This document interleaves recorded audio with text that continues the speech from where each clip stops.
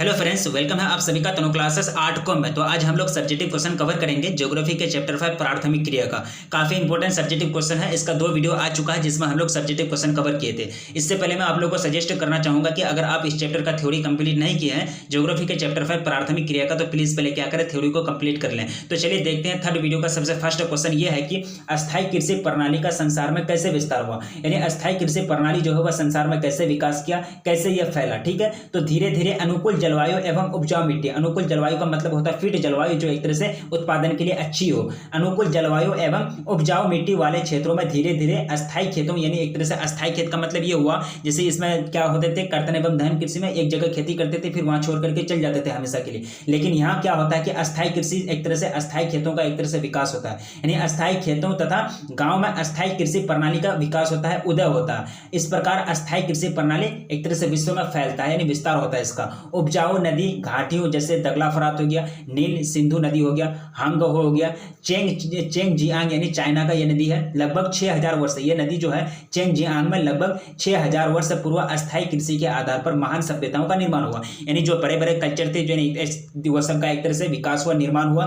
धीरे धीरे इस अस्थायी कृषि प्रणाली का संसार के अधिकांश भागों में, यानी ज्यादा भागों में, ज्यादातर हिस्सों में क्या हो गया, फैल गया, विस्तार हुआ। ठीक है, तो इस प्रकार क्या हुआ कि अस्थायी कृषि प्रणाली पूरे विश्व में एक तरह से पूरा संसार में विस्तार हो गया, एक तरह से विकास हो गया, फैल गया। तो 27वां क्वेश्चन कवर हो गया। क्वेश्चन अगर आपका आएगा तो उम्मीद करता हूं आप सही सही आंसर दे पाएंगे। तो आगे बढ़ते हैं 28वां क्वेश्चन की ओर। क्वेश्चन आपको कह रहा है कि पौधों के विसरण तथा कृषि औद्योगिकरण का कृषि पर क्या प्रभाव पड़ा, यानी पौधों का जो विसरण हुआ, कृषि का जो औद्योगिकरण हुआ, ये कृषि पर यानी फार्मिंग पर क्या असर डाला, क्या प्रभाव पड़ा। ठीक है, तो पौधों के विसरण तथा कृषि औद्योगिकरण से कृषि उत्पादन में अत्यधिक, यानी कृषि उत्पादन में अत्यधिक बढ़ोतरी हुई, यानी उत्पादन अत्यधिक बढ़ा। इसका मतलब यह हुआ कि पौधों का जो विसरण और कृषि का जो औद्योगिकरण हुआ, इसका कृषि पर सकारात्मक प्रभाव पड़ा, यानी पॉजिटिव इफेक्ट पड़ा। ठीक है, क्योंकि इसमें जो होता है इसके कारण क्या हो जाता है कि कृषि का उत्पादन बढ़ जाता है। इसके फलस्वरूप कृषि में श्रमिकों की मांग कम होने से बड़ी संख्या में श्रमिकों ने दूसरी आर्थिक क्रियाओं को अपनाया। इसमें क्या हुआ कि इसके कारण कृषि को, यानी श्रमिकों की मांग घटने लगी, यानी कृषक में एक तरह से कृषि क्षेत्र में श्रमिक यानी जो लेबर होते थे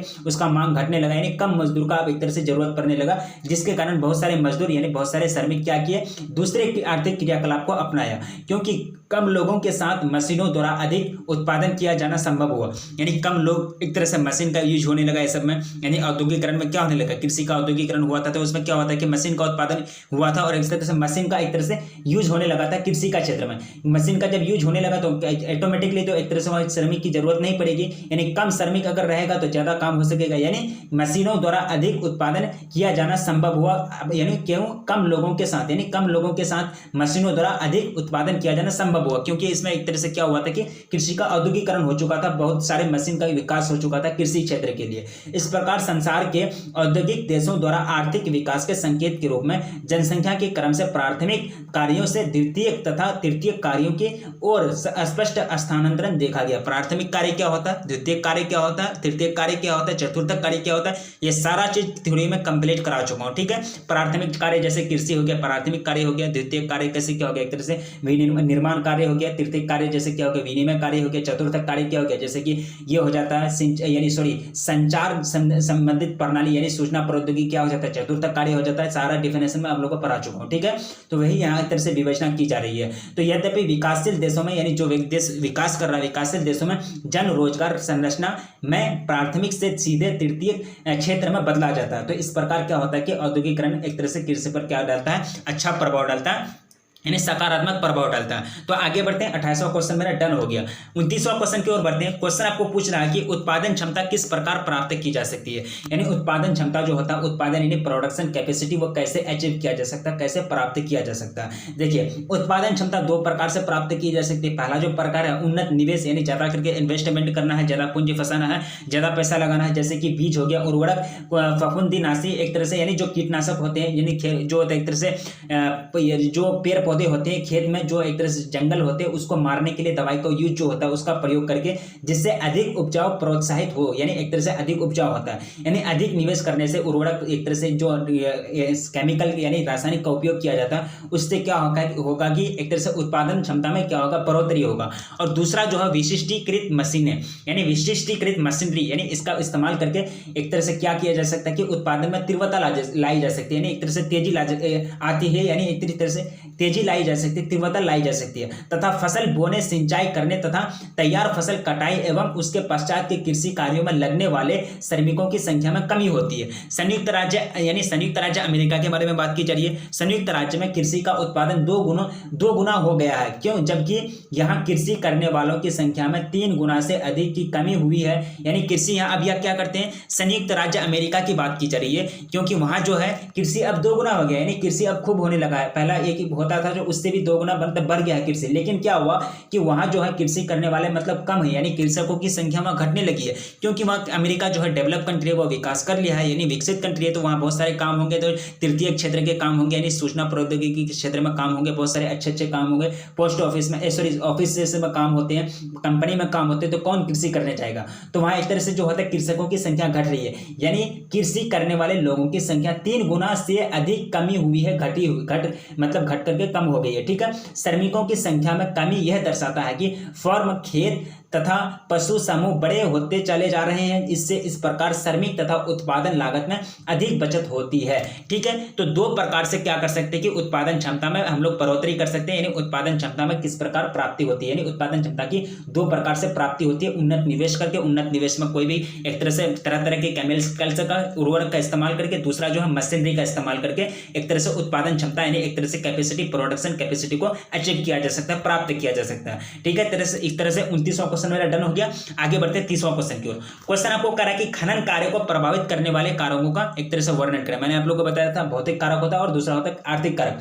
खनन कार्य जो होता है, खनन कार्य किसको कहते हैं, यानी खनन का मतलब होता है पृथ्वी के अंदर खनिजों का पता लगा करके उसको बाहर निकालने का क्रिया को क्या कहते हैं, खनन कहते हैं, यानी प्रोसेस कहते हैं। इसको कहते हैं अंग्रेजी में मीनिंग कहते हैं। क्या कहते हैं, मीनिंग कहते हैं। यानी मीनिंग का मतलब होता है एक तरह से पृथ्वी के अंदर जितने भी खनिज हैं उसका पता लगा करके, उसका खोज करके उसको बाहर निकालने का प्रोसेस होता है खनन। और खनन ने जो होता है ये 2 प्रकार के होते हैं, यानी एक तरह से इसको भी 2 प्रकार में बांटा गया है। ठीक है, और बहुत सारे जो देश हैं खनन कार्य से पीछे हट रहे हैं, क्योंकि खनन कार्य में क्या होता है कि जब मजदूर लोग कोयले के खदान में जाते हैं, बहुत सारे कोयले के खदान में जाते हैं, कभी कभी कुछ लोहे के खदान में जाते हैं, तो कभी कभी बड़ी चट्टाना होती है, तो मजदूर लोग एक तरह से वो चट्टान खिसक जाने से बहुत सारे मजदूर जो होते हैं वो डेथ कर जाते हैं, मर जाते हैं। ठीक है, जिसके कारण ये काम जो है बहुत जोखिम भरा काम होता है, खनन वाला काम है। कभी कभी जहरीले गैस निकल जाते हैं, कभी कभी दलदल में मजदूर लोग फंस जाते हैं, जिसके कारण ये काम से बहुत सारे विकसित जो देश हैं ये काम को छोड़ रहे हैं, त्याग रहे हैं। ठीक है, तो ये यहाँ लेकिन क्वेश्चन आपको कह रहा है कि खनन कार्य को प्रभावित करने वाले कारक के बारे में पूछा जा रहा है। तो 2 कारक, भौतिक कारक और आर्थिक कारक। भौतिक कारक में खनिज यानी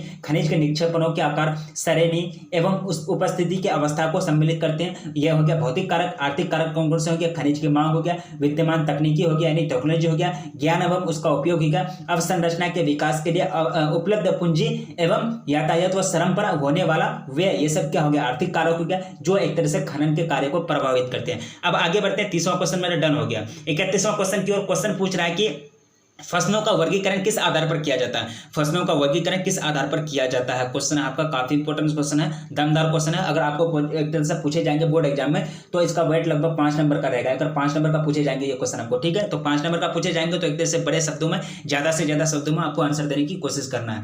तो क्वेश्चन है आपका कि फसलों का वर्गीकरण किस आधार पर किया जाता है, तो फसलों को उनके विभिन्न उपयोगों के आधार पर वर्गीकृत किया जाता है, जैसे कि खाद्यान्न, दलहन, तिलहन, रेशेदार और पेय। ठीक है, फसलों के विभाजन की दूसरी विधि है, इन्हें खाद्य फसलों तथा अखाद्य फसलों के वर्गों में एक तरह से बांटा जा सकता है। यानी फसल को उसका इस्तेमाल के आधार पर या फिर उसको एक तरह से उपयोगों के आधार पर उसको एक तरह से वर्गीकृत कर सकते हैं, बांट सकते हैं, या फिर उसको एक तरह से 2 बार का एक तरह से विभाजन के आधार पर खाद्य और अखाद्य वर्गों में भी उसको बांट सकते हैं। खाद्य फसलें किसको कहते हैं, आप चलिए देखते हैं। खाद्य फसल यानी संसार की जनसंख्या के लिए भोजन की प्राप्ति मुख्यतः पौधों द्वारा की होती है। सही बात है, यानी भोजन जो प्राप्ति होती है संसार में बहुत सारी जनसंख्या, पॉपुलेशन है, ये सब का जो भोजन आता है कहां से आता है, पौधे से आता है। इन फसलों की 3 विशेषता होती है, प्रति इकाई भूमि पर अधिक उत्पादन, उच्च भोजन मूल्य और संग्रहण की योग्यता। संसार की खाद्य आपूर्ति में 5 फसलों की ही महत्व है, गेहूं, चावल, मक्का, आलू और कसावा। यानी संसार की खाद्य आपूर्ति, ये क्वेश्चन मैं पहले टर्न करा चुका हूं, क्योंकि संसार की जो खाद्य आपूर्ति में है उसमें किस किस का प्रभुत्व होता है, क्वेश्चन आप याद कीजिए। ठीक है, अगर आप कवर कर चुके हैं ये क्वेश्चन को, संसार की यानी विश्व की खाद्य आपूर्ति में किस किस फसलों का प्रभुत्व होता है। ठीक है, है। तो यहाँ भी वही बात रिपीट की जा रही है कि संसार की खाद्य आपूर्ति में 5 फसलों का महत्व होता है, योगदान होता है। गेहूं, चावल, मक्का, आलू, कसावा। इसके अतिरिक्त गन्ना, चुकंदर, कहवा और जौ भी एक तरह से प्रमुख भूमिका निभाती है। तिलहन, दलहन भी एक तरह से खाद्य फसल है। और खाद्य फसल रेशेदार फसलें जैसे कपास तथा जूट हो गया, रबर हो गया एवं तंबाकू महत्वपूर्ण अखाद्य फसल है। अखाद्य फसल क्या नहीं, खाद्य फसल जो हम लोग खाते हैं ये सब भी एक तरह से डायरेक्टली कह सकते हैं। गेहूं, चावल ये सब क्या खाद्य फसल है। उसके बाद रेशे हो गया, कपास हो गया, जर हो गया, एक तरह से जूट हो गया, रबर, तंबाकू ये सब क्या है, अखाद्य फसल है। यानी इस तरह से वर्गीकृत कर सकते हैं। क्वेश्चन आपका था कि फसलों को किस प्रकार वर्गीकरण कर सकते हैं, उसका उपयोग के आधार पर भी वर्गीकृत कर सकते हैं। उसका उत्पन्न, उसका एक तरह से तरह तरह के गुण होते हैं, बहुत सारे विशेषता होते हैं। उस विशेषता के आधार पर आप एक तरह से फसलों को वर्गीकृत कर सकते हैं, जैसे कि खाद्य अखाद्य में बांट करके यहाँ दिखाया गया। तो आगे बढ़ते हैं। 31वां क्वेश्चन मेरा डन हो गया। 32वां क्वेश्चन की ओर। क्वेश्चन आपको कह रहा है कि कृषि भूमि की अधिकतम सीमा का निर्धारण तथा उपभोग, यानी कृषि भूमि की अधिकतम सीमा का निर्धारण तथा भू उपयोग का वर्णन कीजिए। ठीक है, कृषि भूमि की जो अधिकतम सीमा है, ज्यादा से ज्यादा सीमा जो एक तरह से निर्धारित की जाती है और उसका उपयोग जो किया जाता है, उसका एक तरह से विश्लेषण करने के लिए बोल रहा है, उसका एक तरह से व्याख्या करने के लिए बोल रहा है। देखिए, संसार में कृषि के अंतर्गत कुछ सीमित क्षेत्र ही पाया जाता है। जलवायु, दाल, मिट्टी, उसके बाद तथा कीड़े मकोड़े अपेक्षाकृत कुल भू उपयोग के कम प्रतिशत कृषि क्षेत्र को सीमित कर देते हैं। ठीक है, इसके अधिक बड़े क्षेत्र को चारागाह तथा वनों के रूप में उपयोग किया जाता है। यानी बहुत सारे क्षेत्र हैं, लिमिटेड में है। ऐसा नहीं कि जितने भी क्षेत्र हैं विश्व में, संसार में, सारे क्षेत्र में, सारे कृषि खेत में, सारे यानी कृषि क्षेत्र में क्या किया जाए, खेती किया जाए, नहीं। कहीं कहीं जंगल भी है, कहीं कहीं चारागाह भी है, जो एक तरह से ये सब क्या करते हैं कि एक तरह से कृषि भूमि को एक तरह से लिमिटेड कर देते हैं, एक तरह से लिमिट लगा देते हैं, सीमा लगा देते हैं। ठीक है, सारणी, यानी विश्व स्तर पर भू उपयोग परिवर्तन क्षेत्रफल 10 लाख हेक्टेयर है। यानी विश्व स्तर पर जो है भू उपयोग परिवर्तन क्षेत्रफल लगभग कितना, 10 लाख हेक्टेयर है। आगे वर्तमान में विश्व कुल क्षेत्रफल का 32% जो है, 32% जो जंगल है, वनों के अंतर्गत 26% जो है, 26% चारागाह 1%, उसके बाद अस्थायी फसलें 10 खेती, उसके बाद योग्य तथा 26 जो होता है 26% अन्य उपयोगों के अंतर्गत पाया जाता है। ठीक है, यानी प्रतिशत के रूप में यहाँ बांटा गया, एक तरह से प्रतिशत के रूप में यहाँ आपको बांट करके दिखाया गया है कि विश्व में जो क्षेत्र पाए जाते हैं, क्षेत्र जो एक तरह से पाए जाते हैं अंतर्गत कृषि क्षेत्र, वो किस किस वर्ग में पाए जाते हैं और इसका इस्तेमाल कितना परसेंट में किस क्षेत्र में होता है। ठीक है, तो यहाँ एक तरह से 33वां क्वेश्चन आपका कवर हो गया। कृषि भूमि की अधिकतम सीमा का निर्धारण तथा भू उपयोग का वर्णन करें। तो आगे बढ़ते हैं 33वां क्वेश्चन की ओर। क्वेश्चन आपको पूछ रहा है कि सामूहिक कृषि पर टिप्पणी कीजिए। सामूहिक कृषि बहुत इंपॉर्टेंट कृषि है। इसमें क्या होता है कि सभी कृषक अपने संसाधन जैसे भूमि हो गया, पशुधन, श्रम को मिलाकर के कृषि करते हैं। सामूहिक कृषि का मकसद ये होता है कि एक तरह से इसको कहते हैं कोऑपरेटिव फार्मिंग। क्या कहते हैं इसको, कोऑपरेटिव फार्मिंग। ठीक है, इसमें कृषक लोग क्या करते हैं, ज्यादा मजदूरी कमाने के लिए, ज्यादा फायदा कमाने के लिए क्या करते हैं कि मिलजुल करके काम करते हैं। यानी मिलजुल करके क्या करते हैं, कृषि कार्य करते हैं, या अपने दैनिक आवश्यकताओं की पूर्ति के लिए भूमि का छोटा भाग जो है अपने पास रख लेता है। यानी छोटा भाग जो है, छोटा सा भूमि अपने पास रख लेता है, जहां वो रह रहे हैं, अपना जीवन गुजर बसर कर रहे हैं। ठीक है, उसके बाद सारा भूमि क्या करता है, एक जगह मिला लिया जाता है, सारे गांव के लोग एक जगह मिला देते हैं। उसके बाद उसी में अपना कृषि करते हैं मिलजुल करके, ताकि वो लोग को ज्यादा लाभ पहुंचे। ठीक है, सरकार उत्पादन का वार्षिक लक्ष्य निर्धारित करती है एवं उत्पादन को सरकारी ही निर्धारित मूल्य पर खरीदती है। लक्ष्य से अधिक उत्पन्न होने वाला भाग सभी सदस्यों को वितरित कर दिया जाता है या बाजार में बेच दिया जाता है। उत्पादन एवं भाड़े पर ली गई मशीनों पर कृषकों को कर चुकाना पड़ता है। यानी इसमें जो उत्पादन के लिए भाड़े पर जो भी मशीन लिए जाते हैं उसमें कृषकों को टैक्स देना पड़ता है, कर देना पड़ता है। सभी सदस्यों को उनके द्वारा किए गए कार्य की प्रकृति के आधार पर भुगतान किया जाता है। जैसे यानी कि जो भी सदस्य होते हैं उसमें जो मिलजुल करके काम करते हैं, ये नहीं कि कोई कम काम किया तो उसको ज्यादा रुपया दे दिए, इस नहीं, उसका काम के आधार पर वो लोगों को क्या किया जाता है कि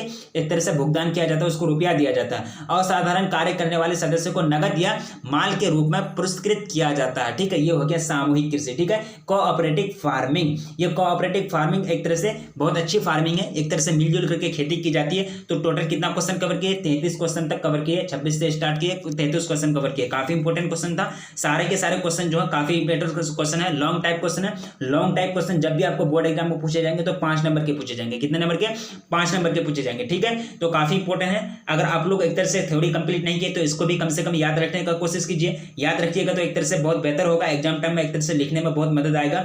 तो काफी इंपॉर्टेंट था।